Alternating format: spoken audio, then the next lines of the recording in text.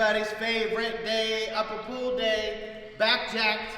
We need to warm it up a little bit. So we're going to do, a lot of times we'll do dynamic things to pull, and we are going to warm that movement pattern up. But a great way to warm up your pullers is to do isometric stuff. So we are going to do 45 seconds on each side of a suitcase carry, a one-sided farmer's carry hold. So you want to pick up something heavy.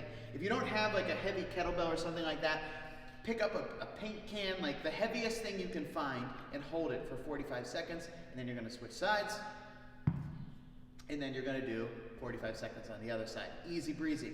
Then, depending on what we have, if you have a barbell, you're going to use the empty barbell. If you don't have appropriately sized dumbbells or kettlebells, we can use something like a duffel bag or a backpack. Or if you have a single thing, we're going to warm up doing bent over rows with some high rep bent over rows. Good, so what we're thinking about is keeping our back flat, pulling our elbows back, getting that musculature warmed up. And that's it, relax, and we're ready to rock. Let's get the best kind of superset, pulls and then curls. So, we talked about this last week. We're going to show it with a different piece of equipment. We're going to use kettlebells this week if that's what we have at home. So, we're going to do basically elbowing, bent over, kettlebell rows. Let's say that 3 times fast. So we're going to hinge, nice flat back. So start a little bit closer. So we're going to start with the kettlebells a little closer and then elbow up. Good.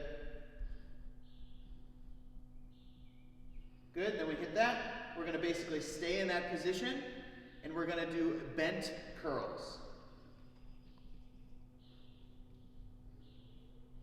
Good. And relax. So again, the reason we're doing bent curls is it takes your momentum away, your ability to use your body up. So we're going to stay nice and strict in that position. Make sure we're sending our elbows far out to the side on each one of those reps. All right, action. We're back. It is time to revisit an instant classic from last week because we forgot to put it in, the flexion row. So if we're following track A, we're going to do this with dumbbells or kettlebells. Track B, obviously, the barbell, we're going to talk about both. So track A first.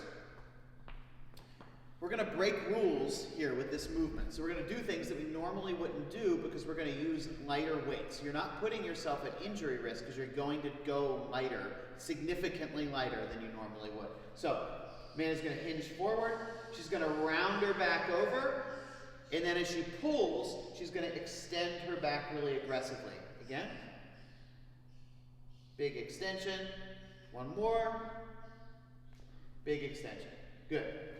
If we're doing this with a barbell, we're going to deadlift it up first, and obviously we're going to use great technique to get the barbell into position. We're going to hinge forward, send our shoulder blades forward to round over, and then very aggressively extend. Good. Good, and relax. Again, really, really important because you are changing your position. This is something you inherently do lighter. Like if you do rows with 315, you're probably going to do flexion rows with like 115, if that makes sense. So significantly lighter than normal. All right, number 3, we're going to do some fantastic accessory work. So we are going to superset dumbbell pullovers and easy kettlebell curls. So let's start with the pullover first. Obviously, if you have a bench or something really, really solid that you can lay on, you can use that. Assuming that's not the case for most people, we're going to lie on the ground. You're going to turn the dumbbell laterally so you can get more range of motion. You're going to keep your arms straight, goes back as far as you can, and then come up. What we want to think about is activating your lats to do this. Good, one more. And relax. Good. If your back arches a little bit, that's okay. Not a big deal. Then we're going to superset that with kettlebell easy curls. Now, if you have an easy curl bar, first of all, you're awesome at your house if you have an easy curl bar. Use that. If not, we'll use a kettlebell. So you're going to grip the kettlebell by the sides of the horns, and then you're going to hit some curls, baby. Good. And relax. Notice Amanda was fully extending her arms at the bottom of each rep, and she was coming up fully.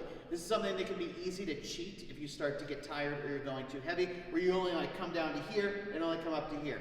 You're wasting your time if you do that. We want full reps with strict technique. Have a good time. We'll see you tomorrow.